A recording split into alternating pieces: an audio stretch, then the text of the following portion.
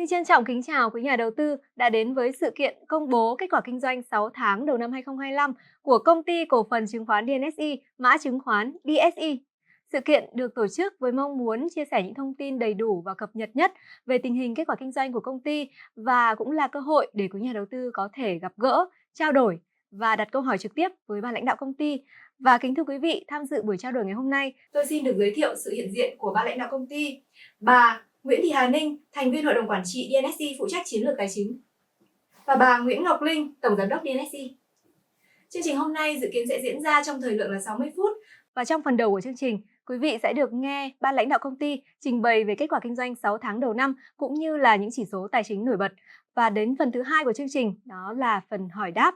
Quý vị có thể đặt câu hỏi với ban lãnh đạo công ty, bà Nguyễn Thị Hà Ninh và bà Nguyễn Ngọc Linh. Chương trình được phát sóng trực tiếp trên hai kênh truyền thông chính thức của DNSI, đó là fanpage Công ty Cổ phần Chứng khoán DNSI và YouTube Chứng khoán DNSI. Ngoài ra, xuyên suốt buổi trao đổi, quý vị nhà đầu tư có thể đặt câu hỏi với ban lãnh đạo công ty bằng cách quét mã QR dưới góc màn hình và chúng tôi sẽ trả lời ở phần Q&A. Và để chính thức bắt đầu chương trình, tôi xin được trân trọng kính mời bà Nguyễn Ngọc Linh, tổng giám đốc DNSI sẽ bắt đầu phần trình bày của mình. Xin trân trọng kính mời bà. Kính thưa quý vị cổ đông, quý nhà đầu tư, 6 tháng đầu năm 2025 là giai đoạn kinh tế Việt Nam đạt được nhiều thành quả ấn tượng.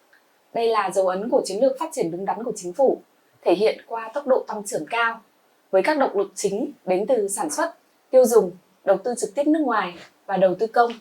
Điều này đã tạo nền tảng vững chắc cho triển vọng tăng trưởng của nền kinh tế trong 6 tháng cuối năm.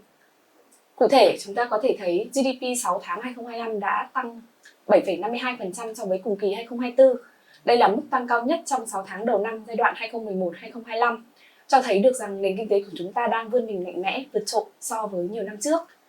Sản xuất công nghiệp IIP ghi nhận mức tăng trưởng tốt với 10,3% trong quý và 9,2% lũy kế so với cùng kỳ. Điều này phản ánh sự phục hồi và mở rộng của các hoạt động sản xuất.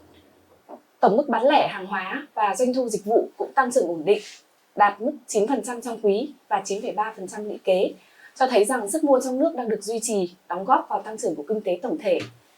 FDI đăng ký cũng tăng mạnh mẽ 23,5% trong quý và 32% lũy kế so với cùng kỳ, thể hiện được sự tin tưởng và hấp dẫn của môi trường đầu tư Việt Nam đối với các nhà đầu tư nước ngoài. FDI giải ngân thực tế thì tăng trưởng tốt ở mức 8,8% trong quý và 8,1% lũy kế, cho thấy về thực tế các dự án đang được triển khai một cách hiệu quả. Giá trị giải ngân vốn đầu tư công ước tính 268.000 tỷ, đã hoàn thành được gần 30% kế hoạch năm. Việc đẩy mạnh đầu tư công thì cũng là một trong những yếu tố quan trọng để mà thúc đẩy tăng trưởng nền kinh tế và tạo động lực tăng trưởng cho các ngành khác. Ở một cái diễn biến trái chiều khác thì trong 6 tháng đầu năm 2025, tỷ giá USD VND đã chịu nhiều áp lực. Cụ thể ở đây là cái xu hướng tăng hoặc xu hướng tỷ giá tăng và là sự mất giá của đồng Việt Nam. Thậm chí là cái xu hướng này nó diễn ra trong bối cảnh là đồng USD là đang suy giảm ở trên thị trường quốc tế. Thì có một số những cái yếu tố mà gây áp lực lên tỷ giá chúng ta có thể kể ra ở đây. Yếu tố đầu tiên có thể kể đến đấy là tâm lý thị trường, khi mà Mỹ công bố mức thuế đối ứng cao hơn với Việt Nam, dù sau đó thì cũng đã được tạm hoãn 90 ngày để đàm phán, nhưng mà cũng đã tạo ra một cái tâm lý thận trọng và lo ngại trên thị trường. Yếu tố thứ hai là về nguồn cung ngoại tệ đã giảm bớt so với quý 1, khi mà ước tính thâm hụt khoảng độ từ 700 cho đến 900 triệu đô.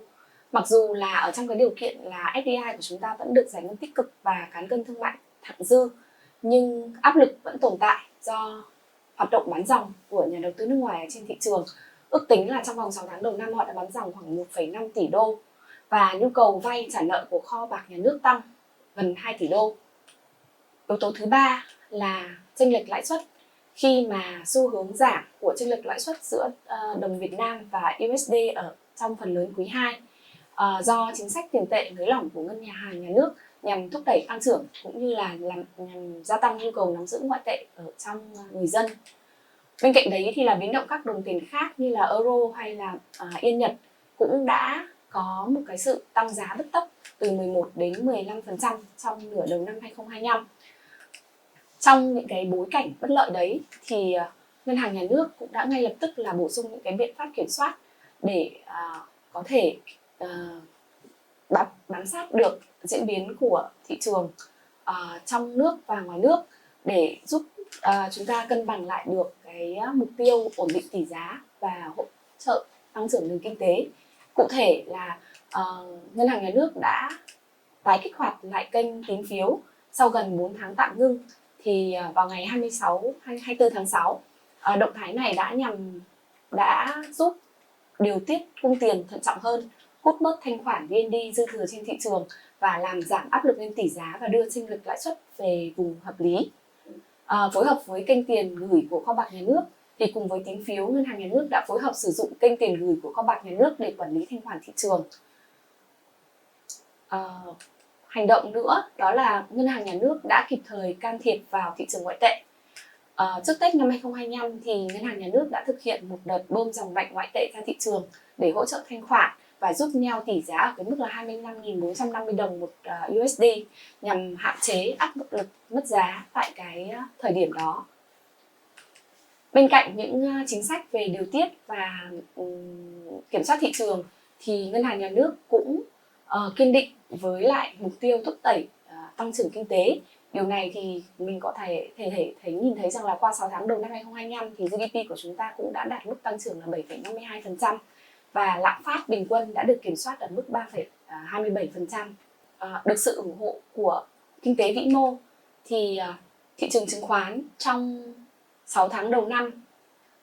cũng đã nhận được những tín hiệu từ những cái chính sách đột phá hay là những cái chính sách thúc đẩy kinh tế tư nhân của chính phủ thì đã giúp cho VN Index có một cái mốc tăng trưởng vượt qua cái mốc 1.500 điểm và đây là cái mốc mà cao nhất trong vòng 5 năm trở lại đây. Tính đến hết tháng 6 năm 2025 thì quy mô vốn hóa thị trường đã đạt gần 8 triệu tỷ đồng, tăng 7,2% so với lại năm 2024 và tương đương với lại 67% GDP.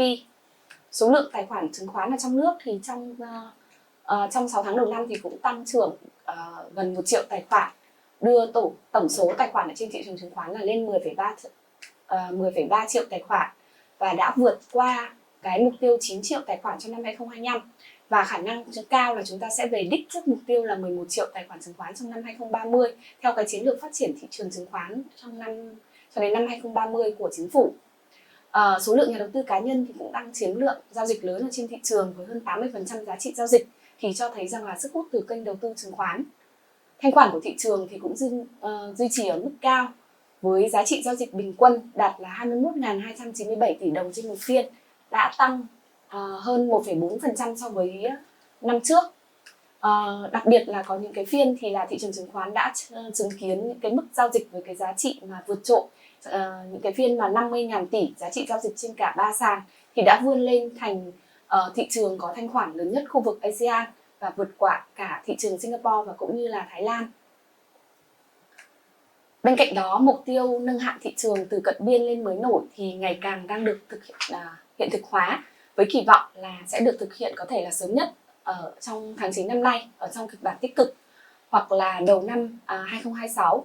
với lại tổ chức FTSE Russell và xa hơn nữa và có thể là MSCI ở trong năm 2027. Thì với cái triển vọng về việc nâng hạng thị trường này, dòng vốn ngoại thì chúng ta có thể nhìn thấy rằng là họ đã quay trở lại thị trường chứng khoán trong tháng 7 này, góp phần thúc đẩy thanh khoản và mở ra một cái cơ hội cho việc kích hoạt làn sóng IPO tiếp theo và việc tiến tới niêm yết nhiều doanh nghiệp có chất lượng hơn ở trên sàn chứng khoán.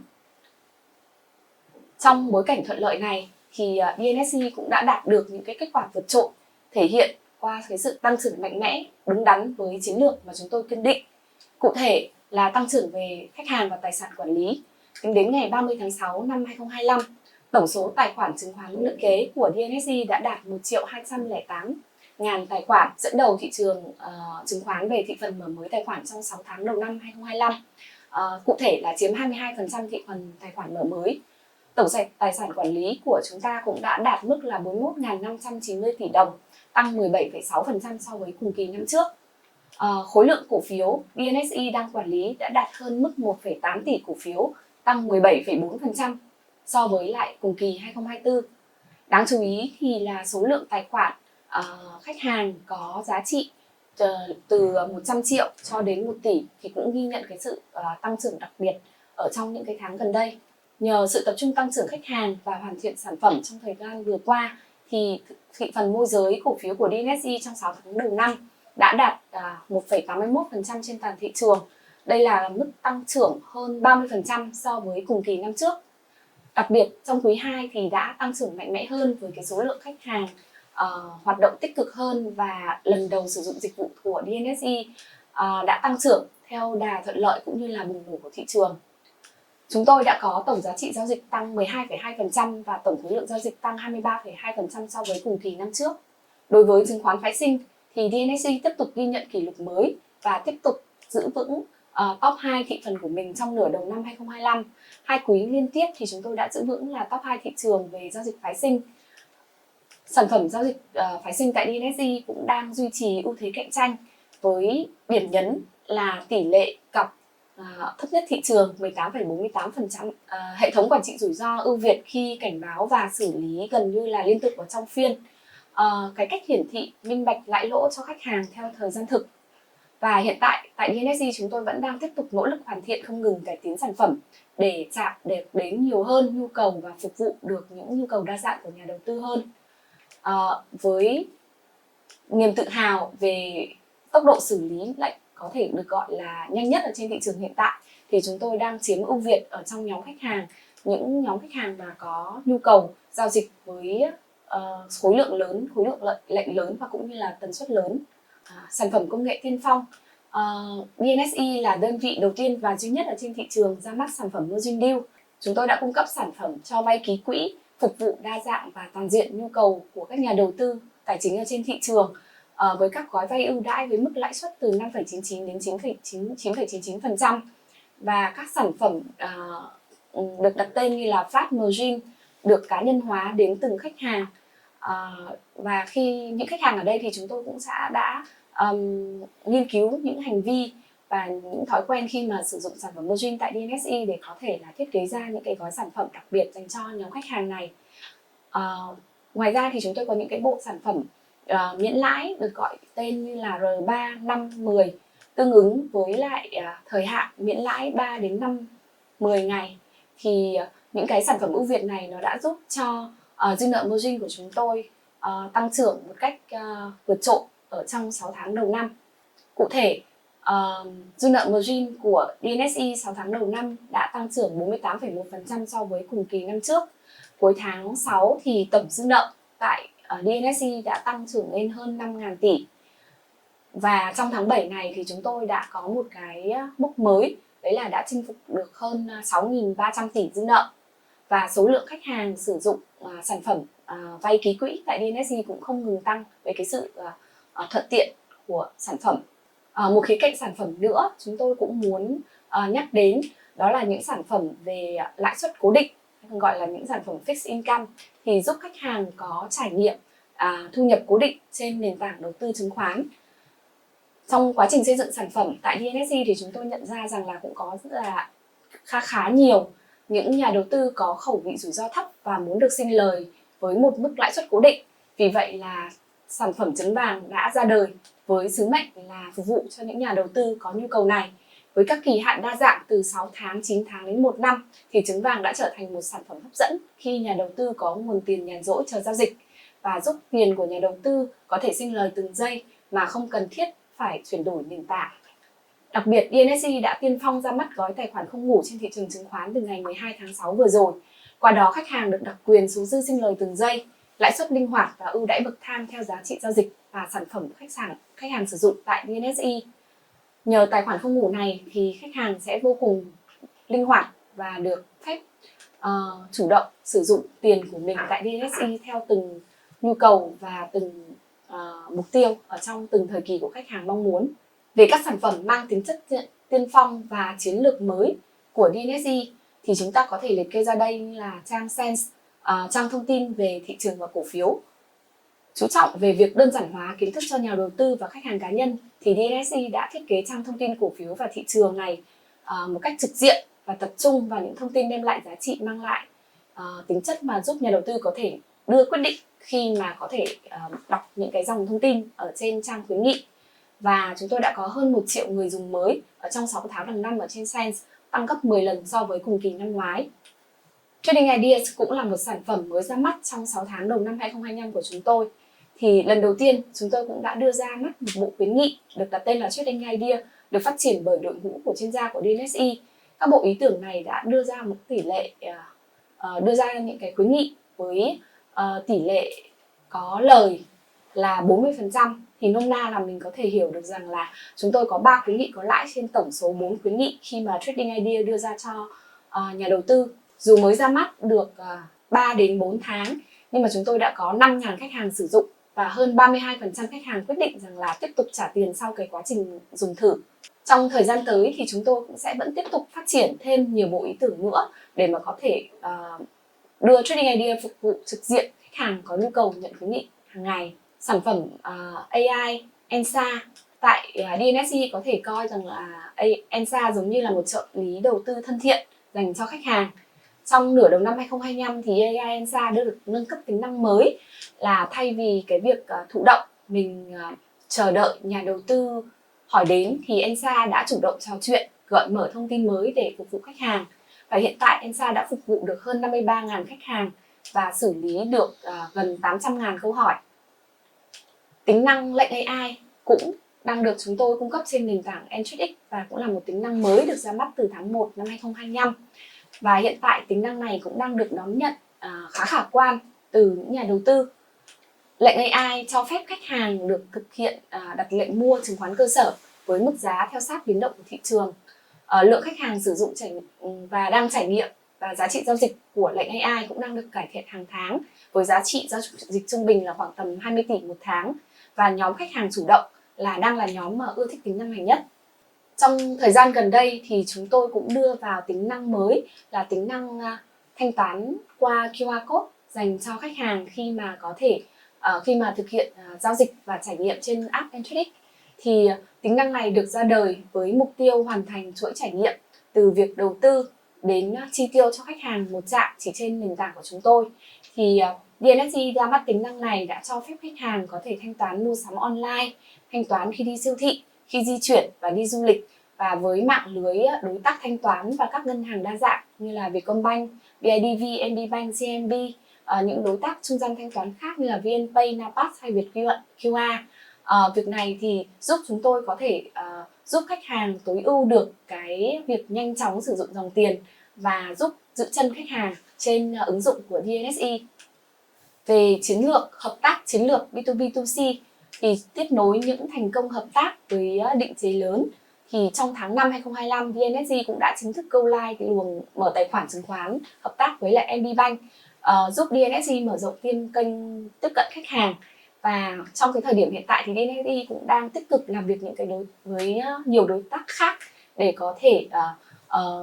tiếp tục nâng cao việc hợp tác với các đối tác là B2B2C, giúp phát triển khách hàng của mình cũng như là có thể mang những sản phẩm hợp tác đối với lại đối tác lên trên nền tảng của DNSE. Tính năng liên kết TradingView cũng là một tính năng đột phá khi giúp đem lại lợi ích cho khách hàng thực hiện việc liên kết tài khoản giữa TradingView và DNSE. Thì thông qua việc liên kết này, khách hàng có thể tiết kiệm được chi phí dữ liệu real time hay còn gọi là dữ liệu thực tế của thị trường chứng khoán Việt Nam khi sử dụng trên nền tảng này.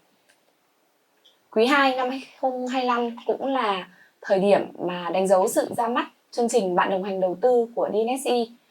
Tiếp tục cùng với triển vọng nâng hạng thị trường của thị trường chứng khoán trong nửa cuối năm 2025 thì chúng tôi cho rằng thị trường chứng khoán tiếp tục sẽ phát huy là vai trò kênh đầu tư tiềm năng cho nhà đầu tư trong cuối năm nay. Và trong 6 tháng cuối năm thì DNSE vẫn sẽ tiếp tục kiên định với chiến lược của mình. Chiến lược đầu tiên thì chúng tôi sẽ gia tăng giá trị từ khách hàng thông qua việc nâng cao trải nghiệm khách hàng với việc phát triển và tối ưu các sản phẩm công nghệ tiên phong như là Trading Idea, AI hay là thanh toán bằng QR. Tiếp theo, chúng tôi chọn lựa kiên định với kế hoạch mở rộng và đa dạng hóa kênh hợp tác chiến lược, đặc biệt là mô hình B2B2C để có thể tiếp tục phát triển khách hàng và mở ra những cái cơ hội mới cho nhà đầu tư cũng như là DNSE ở trên thị trường.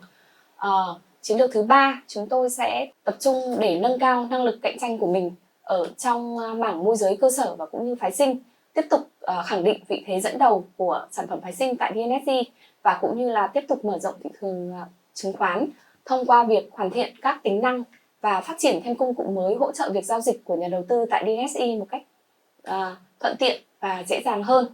Chúng tôi tin tưởng rằng với nền tảng vững chắc và định hướng rõ ràng thì DNSE đang ghi nhận các kết quả theo đúng chiến lược và sẽ tiếp tục phát huy thế mạnh tiên phong để có nhiều hoạt động tích cực hơn nữa trong nửa cuối năm 2025. Một phần vô cùng quan trọng tiếp sau đây nữa là xin phép mời chị Nguyễn Hàn Ninh công bố những số liệu về kết quả kinh doanh của DNSE trong 6 tháng vừa qua. Xin kính chào các quý vị cổ đông. Thay mặt cho ban lãnh đạo DNSE, tôi xin trình bày tới quý vị cổ đông về kết quả tài chính của công ty DNSE trong 6 tháng đầu năm 2025. Thời gian qua là giai đoạn DNSE vừa mở rộng quy mô, vừa giữ vững được độ an toàn và hiệu quả trong vận hành. Tôi xin chia sẻ rõ hơn về từng khía cạnh cùng với số liệu định hướng để quý vị thấy được DNSE đang thực sự đi đúng hướng. Tổng quan chung về kết quả tài chính trong nửa đầu năm 2025 vừa qua, công ty đã có mức gia tăng đáng kể về quy mô tài sản. Tổng tài sản đã tăng 12% lên hơn 11.900 tỷ đồng so với đầu năm. Trong đó tăng trưởng nổi bật từ tăng các khoản cho vay, tăng thêm gần 1.200 tỷ, tương đương tăng là 30%. Tăng tiền vào các tài sản tài chính với giá trị gần 1.200 tỷ đồng, tương đương tăng 24% so với năm 2024. Tại ngày 30 tháng 6 năm 2025, cơ cấu tài sản cụ thể, tiền và tương đương tiền và các khoản đầu tư nắm giữ đến ngày đáo hạn, bao gồm có trái phiếu của các ngân hàng quốc doanh, tiền gửi, chứng chỉ tiền gửi chiếm 42,9%, tương đương hơn 5.119 tỷ đồng. Dư nợ cho vay margin đạt hơn 5.000 tỷ đồng, tăng 42,4%. Về mặt đầu tư tự doanh chiếm 1,8% và còn lại là các tài sản khác. Phù hợp với định hướng kinh doanh lấy hoạt động môi giới là trọng yếu, kết hợp với việc kinh doanh các tài sản tài chính thanh khoản tốt, DNSE ưu tiên tối ưu tài sản để cho hoạt động cho vay. Chúng tôi đánh giá rằng cơ cấu tài sản này thể hiện DNSE vừa tăng trưởng mạnh về quy mô, vừa giữ được cơ cấu tài sản tài chính an toàn là điều kiện lý tưởng để phát triển dài hạn. Về cơ cấu nguồn vốn, tương ứng với tăng trưởng quy mô tài sản, vốn chủ sở hữu tăng 3% và các khoản nợ tăng 13% so với thời điểm đầu năm 2025. Vốn chủ sở hữu hiện chiếm 35% tổng nguồn vốn, nợ vay chiếm 62%, trong đó chủ yếu là nợ vay ngắn hạn từ các ngân hàng thương mại lớn. Các khoản nợ khác chỉ chiếm khoảng từ 1 đến 3% tổng nguồn vốn. Tỷ lệ an toàn tài chính cuối quý 2 luôn đạt mức cao so với ngưỡng quy định, đạt mức lớn hơn 500%.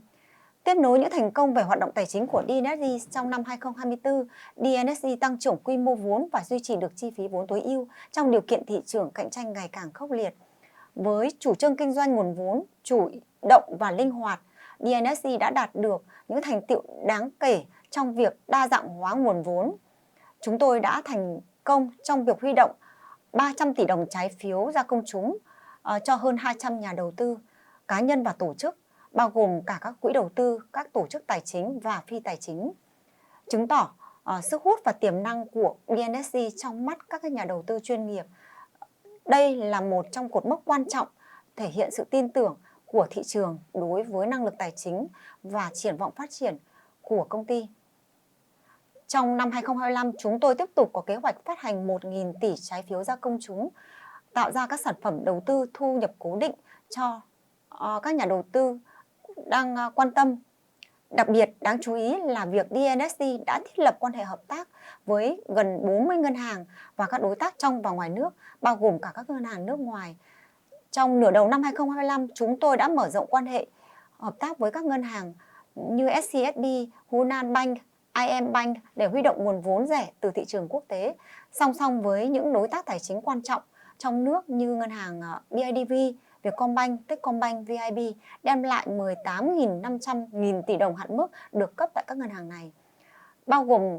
đa dạng các hình thức cấp tín hạn mức. Như biểu đồ bên phải màn hình của quý các nhà đầu tư có thể thấy những dấu hiệu rất tích cực về hiệu quả quản lý chi phí vốn của DNSE. Từ quý 1 năm 2023 đến quý 2 năm 2025, chúng ta có thể thấy xu hướng giảm dần chi phí huy động vốn trung bình Mặc dù có một chút tăng nhẹ trong quý 1 và quý 2 năm 2025 lên mức 4,4% theo điều kiện của thị trường, nhưng nhìn chung, DNST đã thành công trong việc giảm chi phí vốn hơn một nửa so với mức đầu kỳ, đặc biệt luôn được duy trì ổn định trong điều kiện thị trường có nhiều cạnh tranh như hiện nay. Nguồn vốn được mở rộng hơn và chi phí huy động được kiểm soát chặt chẽ chính là tiền đề và lợi thế lớn cho DNSC để tiếp tục đảm bảo,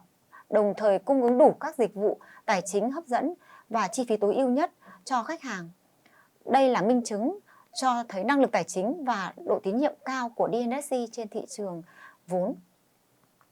Về hiệu quả hoạt động kinh doanh, trước tiên xin phép quý nhà đầu tư tôi chia sẻ những con số nổi bật nhất. Tổng doanh thu nửa đầu năm 2025 đã đạt mức 539 tỷ đồng, tăng trưởng ấn tượng 39% so với cùng kỳ năm 2024. Song song với đó, lợi nhuận sau thuế đạt mức 126 tỷ đồng, tăng 21% so với cùng kỳ, cho thấy hiệu quả quản lý chi phí và tối ưu lợi nhuận của công ty. Phân tích chi tiết xu hướng doanh thu và lợi nhuận như quý nhà đầu tư có thể thấy trên biểu đồ. Chi tiết về doanh thu và lợi nhuận của công ty qua từng quý, chúng ta có thể thấy xu hướng tăng trưởng rất tích cực.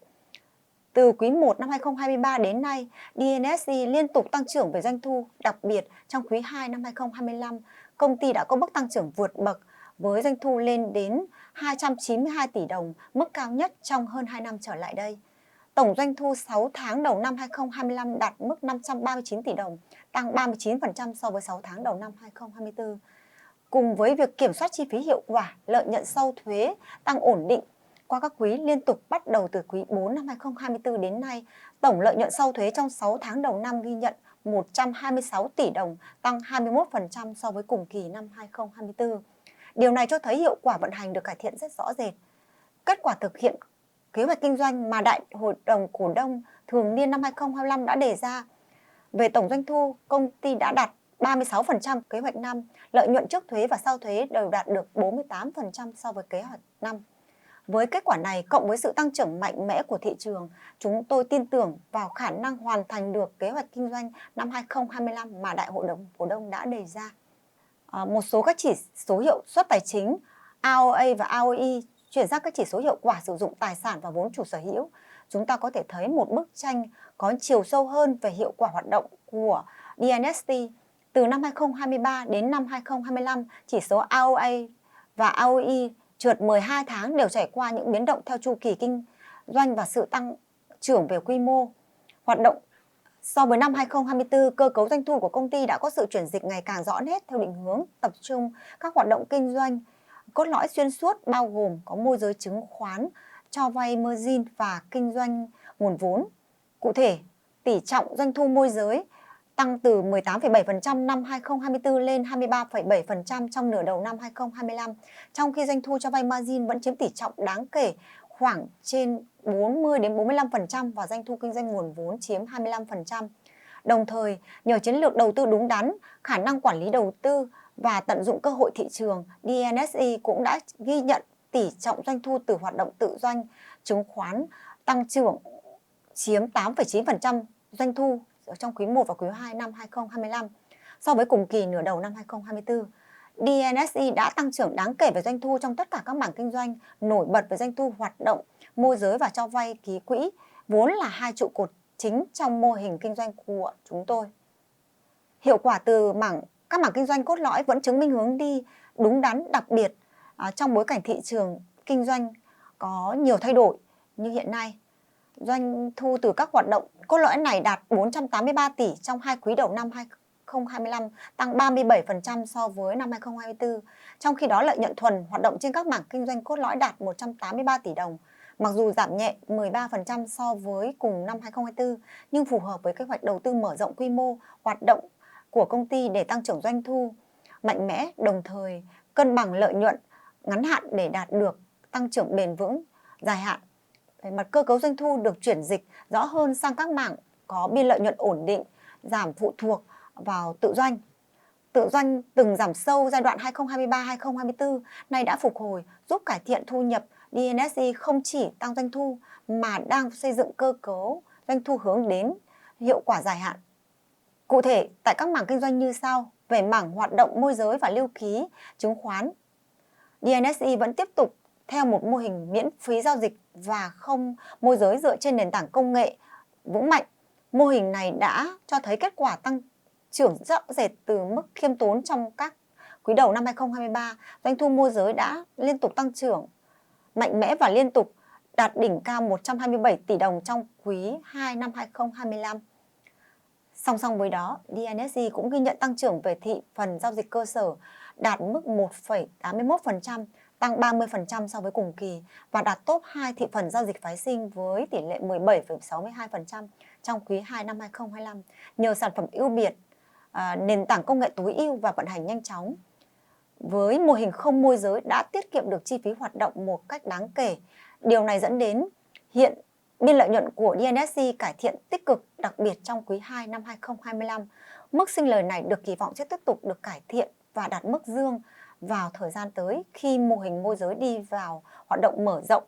với quy mô khách hàng đủ lớn. Về hoạt động cho vay chứng khoán, phương pháp quản trị margin deal đã dần thể hiện được vai trò của một sản phẩm. Sau một thời gian làm quen với phương pháp quản trị mới, đến nay đã bắt đầu sử dụng và kết quả là dư nợ margin hiện tại của DNSE đã đạt mức hơn 5.000 tỷ đồng, tăng 56% kể từ đầu năm. Doanh thu cho vay margin đạt mức 229 tỷ đồng, tương đương với mức tăng trưởng ấn tượng 41% so với kỳ 6 tháng đầu năm 2024. DNSE vẫn tiếp tục áp dụng mô hình quản trị rủi ro margin deal, đồng thời không ngừng cải tiến phát triển để phù hợp với nhu cầu sử dụng của khách hàng cũng như nhu cầu quản trị rủi ro của công ty. Với việc phát triển được nhiều gói vay đáp ứng được nhiều nhu cầu của khách hàng, DNSE đã và đang là đơn vị cạnh tranh được trên thị trường về mảng kinh doanh này, với lãi suất cho vay bình quân toàn danh mục của DNSE hiện vẫn đạt mức 10% với dư nợ lớn hơn 5.000 tỷ là kết quả đáng ghi nhận. Với cách quản trị này, DNSE tự tin là đơn vị xử lý margin call và for sale tự động tốt nhất thị trường, đảm bảo rủi ro cho hoạt động cho vay trong điều kiện thị trường có nhiều biến động như hiện nay.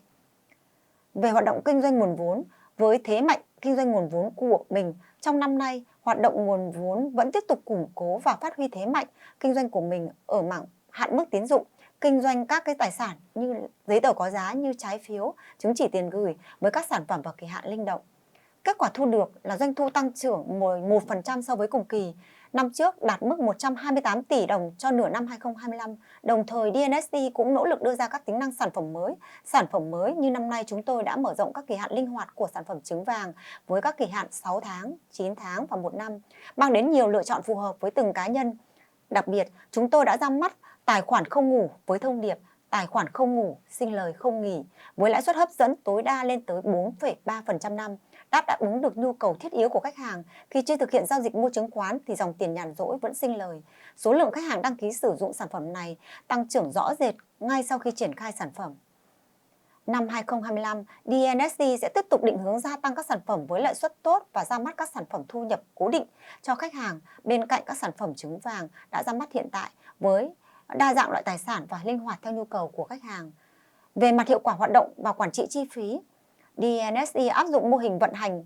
tinh gọn, tối ưu hóa nhân sự bằng tự động hóa và công nghệ nền, và vì vậy tỷ lệ CIR chi phí trên người dùng doanh thu duy trì quanh mức 76 đến 80%, phản ánh năng lực kiểm soát chi phí ngay cả khi quy mô mở rộng. Với sự đầu tư vào hạ tầng công nghệ đang dần mang lại hiệu quả về năng suất lao động và độ tin cậy vận hành, nửa đầu năm 2025 đã đi qua, DNSE đã cơ bản hoàn thành những nhiệm vụ trọng tâm đã đề ra. Chúng tôi đánh giá nửa cuối năm 2025 sẽ mang đến nhiều cơ hội để DNSE tiếp tục cung cấp các dịch vụ tài chính và sản phẩm để đáp ứng nhu cầu giao dịch của các nhà đầu tư trên thị trường và đạt được mục tiêu kinh doanh, đem lại lợi ích lớn nhất cho quý khách hàng, quý đối tác và quý cổ đông. DNSE chúng tôi cam kết đồng hành cùng nhà đầu tư bằng tư duy dài hạn, mô hình vận hành hiệu quả và chiến lược tài chính minh bạch, với việc không chỉ mở rộng quy mô mà còn chú trọng từng chỉ số sinh lời, từng cấu trúc tài sản để đảm bảo rủi ro thấp, hiệu quả cao. Trong hành trình sắp tới, DNSE rất mong tiếp tục nhận được sự tin tưởng từ quý vị để cùng nhau gặt hái thành công. Xin trân trọng cảm ơn. Vâng ạ, xin trân trọng cảm ơn bà Nguyễn Thị Hà Ninh và bà Nguyễn Ngọc Linh đã có những phần tổng kết rất là chi tiết và đầy đủ về kết quả hoạt động kinh doanh 6 tháng đầu năm của công ty cổ phần chứng khoán DNSE. Và ngay sau đây mời quý vị sẽ đến với phần thứ 2 của chương trình, đó là phần hỏi đáp trực tiếp với ban lãnh đạo của công ty với sự tham gia trả lời của bà Nguyễn Thị Hà Ninh, thành viên hội đồng quản trị, và bà Nguyễn Ngọc Linh, tổng giám đốc DNSE. Như đã chia sẻ thì quý vị có thể đặt câu hỏi bằng cách quét mã QR ở dưới góc màn hình. Và nếu như trong buổi chia sẻ ngày hôm nay chúng tôi không có đủ thời lượng để trả lời hết các câu hỏi thì quý vị có thể đặt câu hỏi và để lại địa chỉ email hoặc là gửi email trực tiếp về địa chỉ ir@dnsi.com.vn và chúng tôi sẽ liên hệ và phản hồi qua email ngay sau chương trình. Và chúng tôi xin được bắt đầu với câu hỏi đầu tiên đến từ nhà đầu tư Đỗ Anh Minh. So với các công ty chứng khoán cùng ngành thì tỷ lệ tăng trưởng margin của DNSI vẫn còn nhiều dư địa. Vậy DNSI triển khai kế hoạch cho vay margin trong năm 2025 như thế nào? Và chi phí lãi vay để dùng cho vay margin của DNSI là bao nhiêu? Xin kính mời bà Nguyễn Thị Hà Ninh sẽ đại diện cho DNSI để trả lời câu hỏi này ạ. Xin được cảm ơn câu hỏi của bạn Đỗ Anh Minh. Trong năm 2025, DNSI tiếp tục duy trì hoạt động cho vay margin một cách ổn định. Tính đến ngày 30 tháng 6 năm 2025 thì dư nợ cho vay margin đạt mức 5.000 tỷ đồng và tăng hơn 48% so với cùng kỳ năm trước. Thì đối với sản phẩm cho vay margin, đúng là DNSI vẫn còn dư địa để có thể phát triển tăng dư nợ cho cái hoạt động kinh doanh này. Tuy nhiên chúng tôi vẫn kiên định thêm một phương án, đó là đối với hoạt động cho vay margin phải đảm bảo tính quản trị rủi ro, sao cho vừa đáp ứng được các nhu cầu vay của các nhà đầu tư để đầu tư kinh doanh chứng khoán, đồng thời công ty cũng quản trị được mức độ rủi ro đối với các khoản dư nợ này. Với phương án quản lý margin theo deal,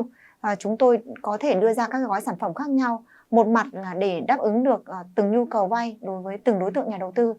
với các gói sản phẩm tương thích với nhu cầu. Đồng thời với các cái gói vay này chúng tôi cũng có quản trị được pool, room đối với những cái gói vay giao dịch này. Và đối với công tác xử lý call margin hoặc là xử lý khi mà các cái cổ phiếu hoặc là các tài khoản bị chạm các ngưỡng xử lý thì hệ thống tự động của DNSI chúng tôi cũng có thể xử lý được các cái giao dịch này. Và vì vậy thì chúng tôi tự tin rằng nếu như thị trường có sự tăng trưởng và đột phá hoặc là với các điều kiện thị trường tốt hơn trong giai đoạn cuối năm 2025 thì DNSI hoàn toàn có thể đáp ứng được các nhu cầu của nhà đầu tư và dư nợ là kết quả mà chúng tôi nghĩ là có thể tăng trưởng lớn hơn trong cái giai đoạn cuối năm 2025 này. Về câu hỏi về chi phí lãi vay để dùng cho hoạt động vay margin của DNSI hiện nay như thế nào, thì đối với hoạt động nguồn vốn để phục vụ cho hoạt động cho vay margin chúng tôi cũng lấy từ nhiều nguồn, bao gồm có nguồn vốn chủ sở hữu, nguồn vốn vay từ các cái tổ chức tài chính ở trong nước, và đồng thời thì chúng tôi cũng cố gắng để làm sao có được cái chi phí vốn thấp nhất để có thể cung cấp cho các cái nhà đầu tư với cái lãi suất margin ra trên thị trường được cạnh tranh, để giúp các nhà đầu tư có kinh doanh có hiệu quả hơn. Thì về mặt chi phí vốn thì nó tùy thuộc vào từng giai đoạn và tùy thuộc vào trong các cái sản phẩm gói vay khác nhau. Nhưng mức chi phí vốn của chúng tôi cũng ở mức trung bình so với ngành và cũng không có quá cao so với các công ty chứng khoán khác. Xin cảm ơn bạn. Vâng ạ, tiếp theo thì chúng ta sẽ đến với câu hỏi của nhà đầu tư Nguyễn Mạnh Hùng. Với kế hoạch đã đề ra trong năm 2025 thì mảng kinh doanh nào dự kiến sẽ dẫn dắt tăng trưởng và lợi nhuận của DNSI trong năm nay ạ? Và với câu hỏi này thì chúng tôi sẽ xin phép được mời bà Nguyễn Thị Hà Ninh sẽ đại diện cho DNSI để trả lời ạ. Kính mời bà. Xin cảm ơn quý nhà đầu tư. Để trả lời câu hỏi này thì tôi xin phép được trả lời như sau. Hiện tại thì phần lớn các cái doanh thu thu nhập của DNSI được đến từ hai nguồn hoạt động chính. Một là đến từ hoạt động cho vay giao dịch ký quỹ và ứng trước tiền bán. Hai là hoạt động kinh doanh nguồn vốn, bao gồm có lãi từ các hợp đồng tiền gửi và giấy tờ có giá. Thì tổng giá trị của hai mảng này mang lại đóng góp tới 222 tỷ đồng vào lợi nhuận trước thuế sau 6 tháng của năm 2025. Ngoài ra trong bối cảnh thị trường chứng khoán sôi động trở lại vào cuối quý 2 năm 2025, hoạt động tự doanh cũng ghi nhận một mức tăng trưởng vượt trội và đóng góp đáng kể vào tổng lợi nhuận của 6 tháng đầu năm 2025. Đối với công ty chứng khoán DNSI, trong giai đoạn ngắn hạn thì chúng tôi vẫn tập trung vào hai mảng kinh doanh chính là hoạt động liên quan đến cho vay giao dịch ký quỹ và hoạt động kinh doanh nguồn vốn. Tuy nhiên, trong những năm tiếp theo, chúng tôi cũng có kế hoạch để phát triển những cái sản phẩm, những mảng doanh thu mới. Ví dụ như là các mảng liên quan đến AI Broker, đến Sense, đến Trading Idea, để từ đó thì chúng tôi có thể thu được những cái phí giao dịch không hoàn toàn phụ thuộc vào thị trường. Và từng bước nó có thể là nâng cao các tỷ trọng doanh thu đối với các mảng kinh doanh khác ngoài các mảng kinh doanh cốt lõi, giống như các công ty chứng khoán hiện nay trên thị trường vẫn đang có. Và chúng tôi kỳ vọng là với 5 năm tiếp theo nữa thì chúng tôi sẽ có cái tỷ trọng thay đổi trong cái cơ cấu doanh thu của công ty. Xin cảm ơn bạn. Xin cảm ơn bà Ninh ạ. Và tiếp theo sẽ là một câu hỏi của một nhà đầu tư NT Quang. Lợi nhuận thuần từ hoạt động môi giới chứng khoán của DNSI liên tục ghi nhận mức âm trong thời gian qua. Công ty có định hướng hoặc chiến lược điều chỉnh nào để nâng cao hiệu quả hoạt động của mảng này ạ? Vâng ạ, và với câu hỏi này thì tôi xin phép được mời bà Nguyễn Thị Hà Ninh sẽ thay mặt DNSI trả lời ạ. Xin cảm ơn câu hỏi của bạn Quang. Bạn đặt một câu hỏi mà tôi nghĩ rằng là các công ty chứng khoán hiện nay đều có cùng một vấn đề như đối với DNSI. Đó là hoạt động co từ hoạt động môi giới thì có kết quả kinh doanh không thường xuyên là bị âm. Thì lý giải vấn đề này, hiện nay thì các công ty chứng khoán với mức sự độ cạnh tranh lớn và đặc biệt là những công ty chứng khoán như là DNSI áp dụng cái mô hình chứng khoán là không thu phí giao dịch và sử dụng đội ngũ môi giới, không sử dụng đội ngũ môi giới truyền thống. Vì vậy cho nên là cái phần doanh thu từ hoạt động môi giới chứng khoán thường là sẽ không đáp ứng nổi so với cái chi phí để vận hành hoạt động kinh doanh này. Tuy nhiên thì chúng tôi cũng phải khẳng định rằng là cái hoạt động môi giới thì không phải chỉ là một hoạt động kinh doanh môi giới chứng khoán không, nó là một cái tổng hợp các cái hoạt động kinh doanh để từ đó chúng ta có được doanh thu từ các mảng khác như là kinh doanh liên quan đến các cái sản phẩm cho vay margin, ứng trước tiền bán, hoặc là các cái sản phẩm như tôi vừa lúc trước tôi có trình bày thì đó là liên quan đến các sản phẩm mà các nhà đầu tư có thể thu được phí giao dịch.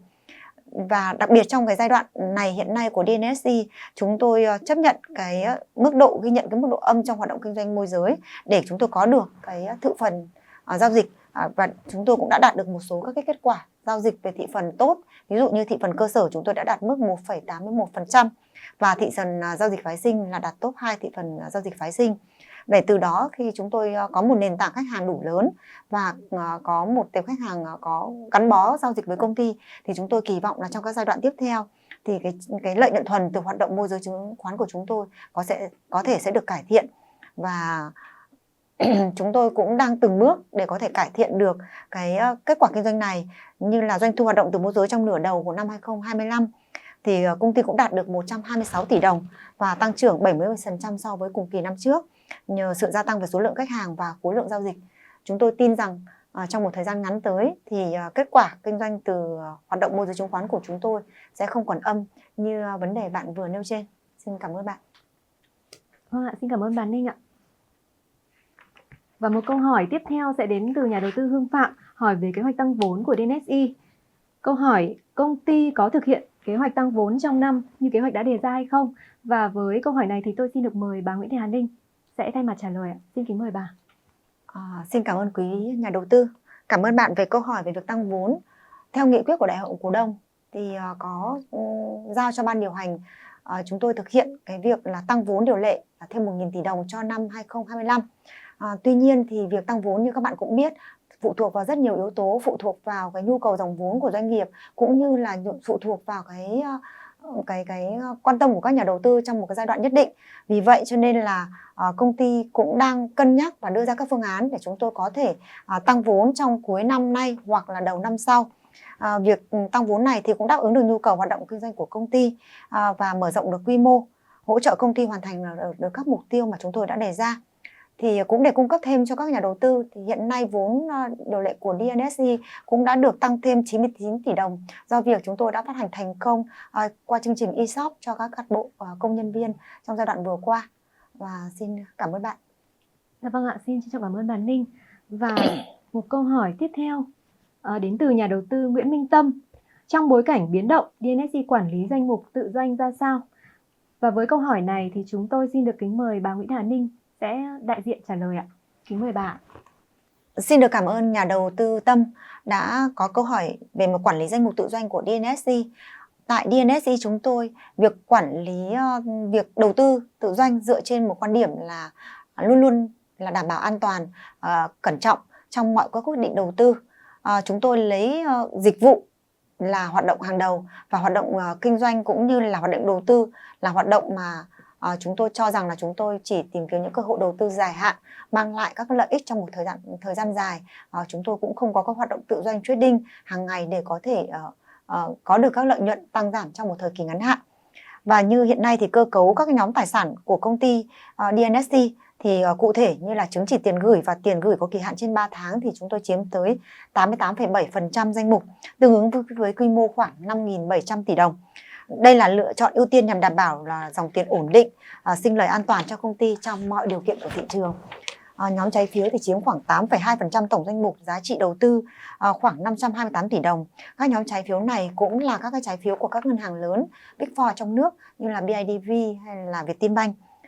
Cuối cùng thì trong tỷ trọng đầu tư của DNSE,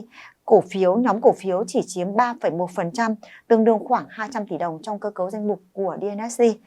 Chúng tôi cũng xin được nhắc lại là đối với DNSE, chúng tôi thì cái danh mục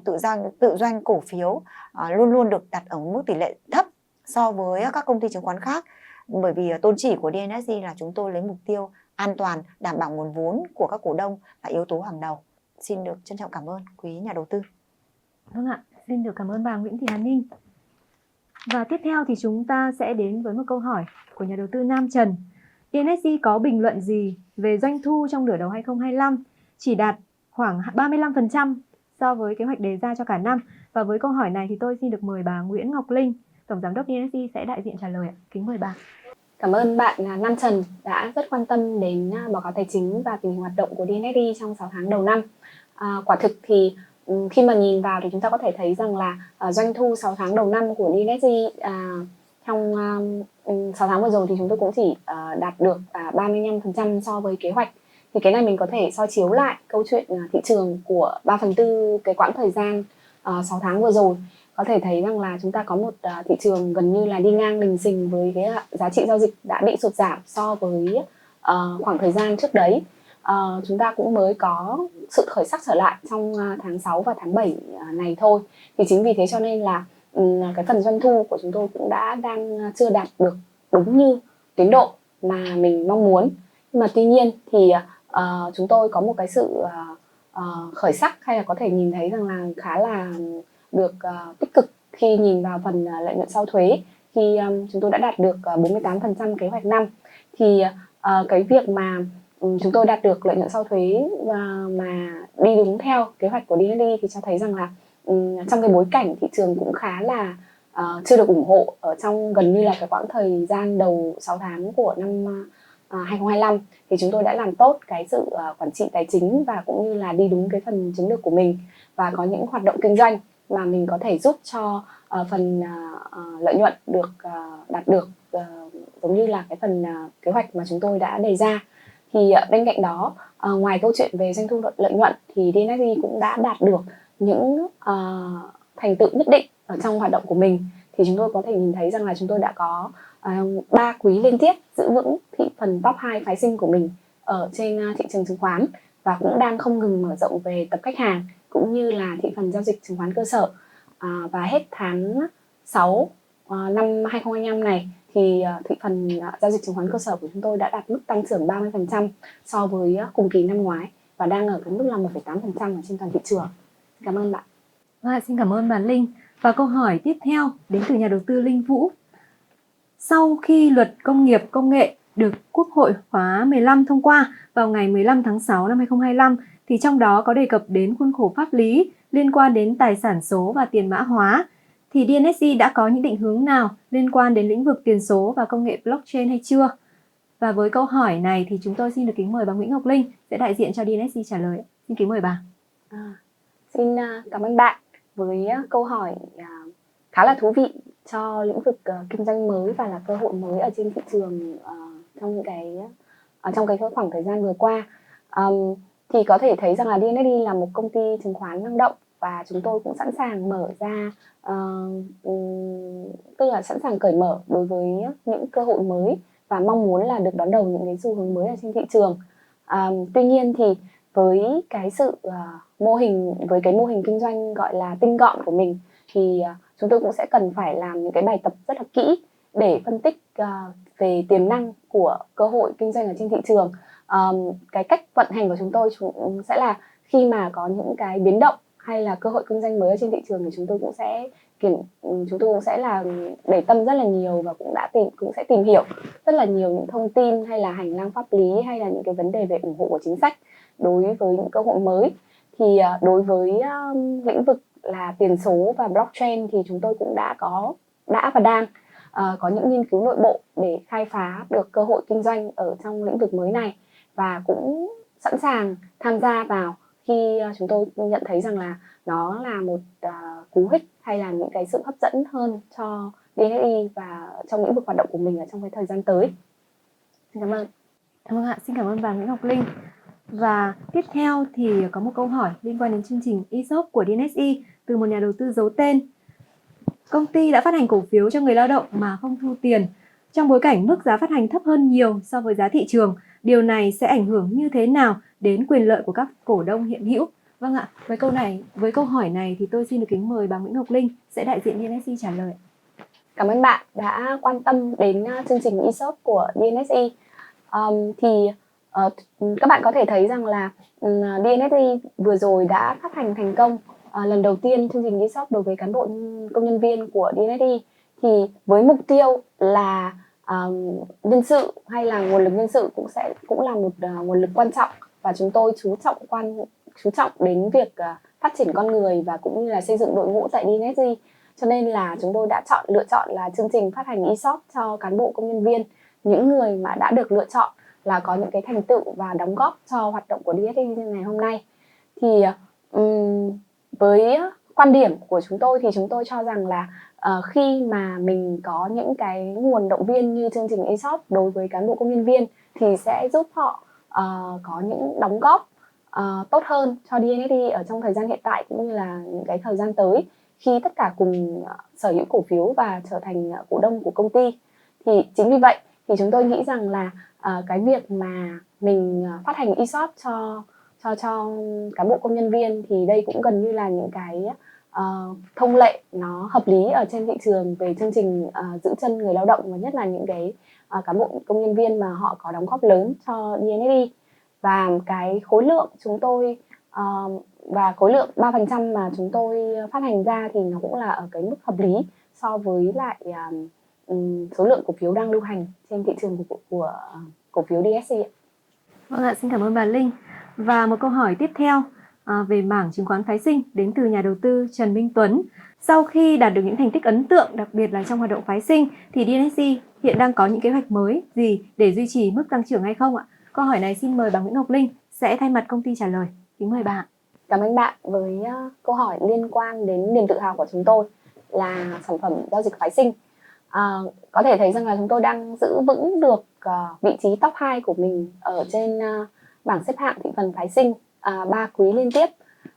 Và chúng ta cũng có thể nhìn thấy rằng là cái sự tăng trưởng của thị phần cũng đang được nhích lên từng quý, khi mà bắt đầu bằng hai con số cho đến 15%, 17%, và cho đến phiên giao dịch ngày hôm qua thì chúng tôi đã đạt cái mức thị phần là 25% ở trên bảng thị phần. Thì có thể thấy rằng là cái sản phẩm phái sinh này thì DNSI đang đi đúng hướng, và cho thấy rằng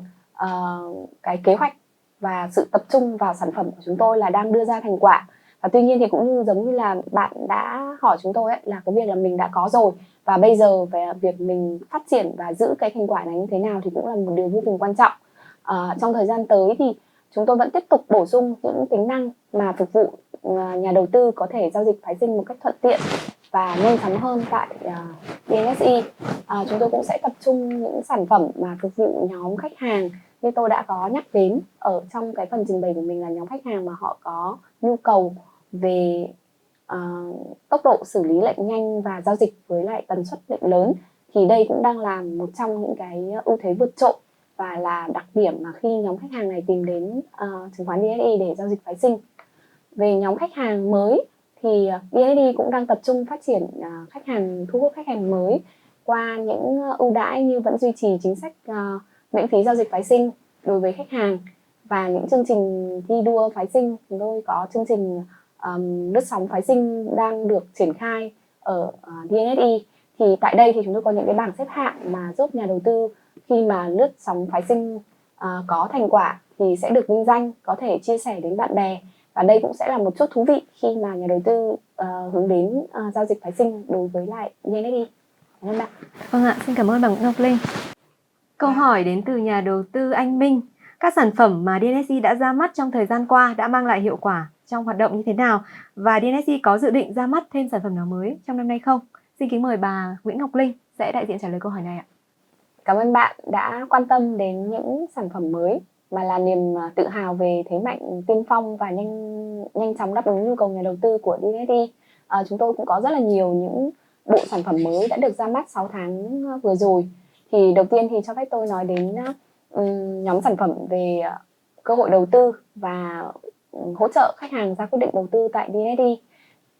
Sau một cái khoảng thời gian nghiên cứu và phát triển thì chúng tôi cũng đã ra mắt sản phẩm Trading Idea. Đây là nơi có những bộ ý tưởng được phát triển từ rất là nhiều những logic, những triết lý đầu tư để mà đưa ra những cái khuyến nghị trực diện cho khách hàng. Thì nôm na là khách hàng khi mong muốn nhận được những khuyến nghị trực diện, mình có thể gọi là 3 chữ cái, thì cũng có thể tìm hiểu và có thể sử dụng gói dịch vụ Trading Idea tại DNSE. Sau cái khoảng thời gian mà miễn phí thì chúng tôi cũng đã đóng gói và thu phí subscription hàng tháng của nhà đầu tư, và tỷ lệ mà nhà đầu tư sau khi dùng thử và quay trở lại trả tiền tiếp cho chúng tôi thì đang ở cái mức là trên 30%. Cái doanh thu cũng mang lại cho DNSE một cái luồng doanh thu mới, và dự kiến là trong thời gian tới thì chúng tôi cũng sẽ vẫn tiếp tục rằng là từ sự thành công hay là từ sự đón nhận của nhà đầu tư đối với sản phẩm này thì chúng tôi sẽ phát triển những cái version mới hay là những cái phiên bản mới tốt hơn để mà có thể cung cấp đa dạng ý tưởng đầu tư cho nhà đầu tư hơn. Ngoài ra thì chúng ta cũng có thể nhìn thấy rằng là bạn trợ lý ENSA của chúng tôi cũng đã tồn tại ở trên app Entradic cũng hơn 1 năm nay rồi, và bạn cũng đã không ngừng được nâng cấp và cải tiến ở trong thời gian vừa rồi, thì cũng đang đi gần đến giai đoạn thương mại hóa khi đang phục vụ 53.000 khách hàng và cũng đã xử lý được gần 800.000 câu hỏi ở trong thời gian vừa rồi. Cũng mô hình của bạn ENSA thì chúng tôi cũng sẽ tiến tới là cái việc là chúng ta cũng chỉ cần trả một cái mức phí nho nhỏ thôi để có thể có một cái kênh tương tác với lại một trợ lý ảo. Mình có thể hỏi thông tin và mình cũng có thể là giúp bạn ấy có thể giúp mình tổng hợp tin tức hay là tổng hợp thông tin hay là tổng hợp các khuyến nghị ở trên thị trường này, ở trên nền tảng giao dịch của DNSE. Nhóm tài khoản thứ hai, nhóm sản phẩm thứ hai mà tôi muốn nói đến là những sản phẩm về thu nhập cố định dành cho nhà đầu tư. Ngày 12 tháng 6 vừa rồi thì DNSE đã ra mắt gói tài khoản không ngủ. Thì trên cơ sở là chúng ta sử dụng dịch vụ và có số dư về chứng khoán, số dư về tiền tại DNSE và giá trị giao dịch của chúng ta càng đóng góp nhiều thì mức lợi suất chúng ta thu về từ tài khoản không ngủ thì sẽ ngày càng cao. Thì với cái ý tưởng như thế, chúng tôi cũng đang được hơn 4.000 nhà đầu tư đón nhận đăng ký gói dịch vụ này. Thì với những cái cơ sở mà chúng tôi đi vào câu chuyện là giải quyết nhu cầu hay là đi tiên phong, giải quyết một số những nhu cầu khá là chuyên biệt và đặc biệt của nhà đầu tư, thì chúng tôi cũng đang được đón nhận những thông tin tích cực, những cái phản hồi tích cực và thể hiện qua việc là khách hàng đón nhận, số khách hàng duy trì sử dụng sản phẩm của chúng tôi, quay trở lại sử dụng sản phẩm và duy trì số dư, thì cũng đang giúp cho chúng tôi nhìn thấy rằng là những cái sản phẩm mới của DNSE đang được phát triển đúng hướng, và hy vọng rằng là những sản phẩm này sẽ đa dạng hơn và phục vụ được nhu cầu cho nhà đầu tư nhiều hơn. Vâng ạ, và tiếp theo chúng ta sẽ đến với câu hỏi từ nhà đầu tư Đào Tân. Trong bối cảnh thị trường tài chính năm 2025 và với kết quả kinh doanh đã đạt được, ban lãnh đạo có thể chia sẻ về xu hướng giá cổ phiếu DSE trong ngắn và trung hạn không? Với câu hỏi này chúng tôi xin kính mời bà Nguyễn Ngọc Linh sẽ đại diện trả lời ạ. Xin kính mời bà. Cảm ơn bạn đã quan tâm đến cổ phiếu DSE và chắc hẳn là bạn đang là nhà đầu tư của chúng tôi. Thì cũng có rất là nhiều lần ban lãnh đạo công ty trả lời những câu hỏi liên quan đến cổ phiếu. Quan điểm của chúng tôi vẫn giữ nguyên rằng là diễn biến giá cổ phiếu ở trong ngắn hạn thì liên quan nhiều hơn đến biến động cung cầu của thị trường và cũng như là tâm lý và hy vọng của nhà đầu tư. Đối với một cổ phiếu thì chúng tôi vẫn duy trì những triết lý mà kêu gọi nhà đầu tư chúng ta có thể là nghĩ đến cái câu chuyện là mình sẽ đầu tư dài hạn để đi cùng với doanh nghiệp mà nhiều hơn. Cụ thể là đối với DNSE thì những gì mà chúng tôi đang làm và hoạt động tại công ty thì đang cho thấy rằng là chúng tôi vẫn đang giữ vững cam kết với cổ đông là mình điều hành công ty theo những cái định hướng chiến lược mà chúng tôi đã đề ra, và với cái kỳ vọng rằng là càng ngày kết quả kinh doanh cũng sẽ đi sát với những thành quả và những hoạt động mà chúng tôi đang nỗ lực. thì hy vọng rằng là những biến động cổ phiếu ở trong ngắn hạn và dài hạn, trong ngắn hạn và trung hạn cũng sẽ không làm lung lay niềm tin của nhà đầu tư với định hướng dài hạn, cũng như là cái sự lựa chọn DSE là cổ phiếu mình đầu tư lâu dài. Cảm ơn bạn. Dạ vâng ạ, xin cảm ơn bà Nguyễn Ngọc Linh. Và chúng ta có câu hỏi đến từ nhà đầu tư Trần Quân.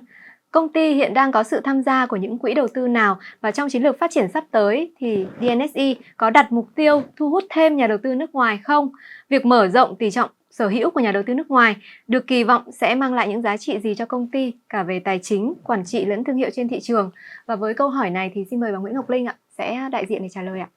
Cảm ơn bạn đã quan tâm đến cơ cấu cổ đông của DNSE.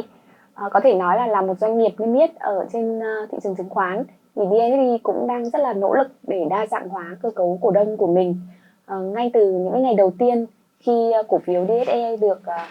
IPO thì chúng tôi đã có một quỹ rất lớn ở trên thị trường là PON Elite tham gia vào với tư cách là cổ đông của chúng tôi. Sau đó trong quá trình phát triển của mình thì DSE cũng được ủng hộ bởi những cổ đông mới, chẳng hạn như là Consilium của Mỹ, một quỹ ở trong nước làm quỹ Liadvisor, và một quỹ gần đây nữa là quỹ VIAC Number One của Singapore. Thì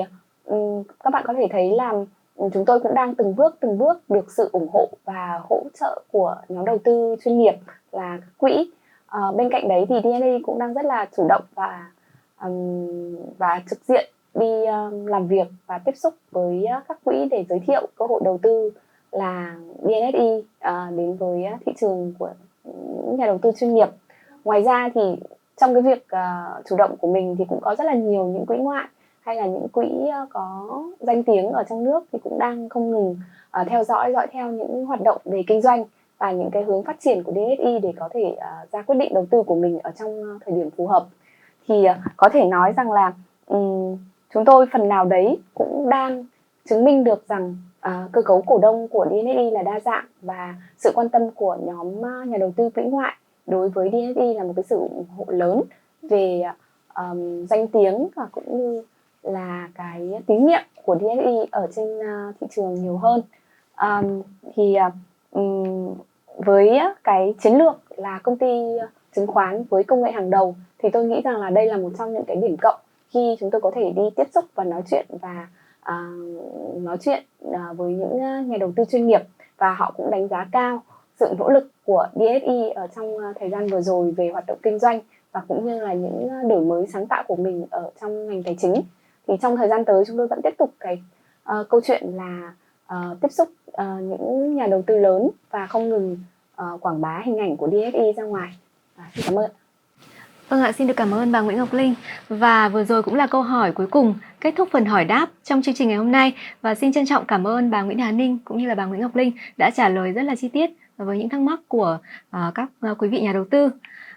Kính thưa quý vị, như vậy là trong nửa đầu năm 2025 thì DNSE đã có được những thành tựu kinh doanh nổi bật, và trong đó thì những nỗ lực không ngừng đa dạng hóa những sản phẩm công nghệ tài chính đã mang đến những kết quả đầy triển vọng. Và do thời lượng chương trình đã hết thì chúng tôi xin phép dừng buổi livestream công bố kết quả kinh doanh 6 tháng đầu năm của DNSE tại đây. Thay mặt công ty cổ phần chứng khoán DNSE, chúng tôi xin gửi lời chân thành cảm ơn sự quan tâm và tham gia của quý nhà đầu tư và quý cổ đông, và chúng tôi hy vọng sẽ tiếp tục nhận được sự theo dõi và đồng hành từ quý vị trong thời gian tới. Đội ngũ DNSE với sức trẻ, sự nhiệt huyết và hướng đi khác biệt, tiếp theo đây sẽ tiếp tục phát huy những thế mạnh về sản phẩm công nghệ và mang đến những sản phẩm dịch vụ tài chính tiên phong, đem lại lợi ích lớn nhất cho quý khách hàng, quý cổ đông, quý nhà đầu tư. Xin kính chúc quý khách hàng, quý nhà đầu tư và quý cổ đông sức khỏe, hạnh phúc, thành công, và xin hẹn gặp lại quý vị ở những sự kiện tiếp theo của công ty cổ phần chứng khoán DNSE. Xin cảm ơn và hẹn gặp lại.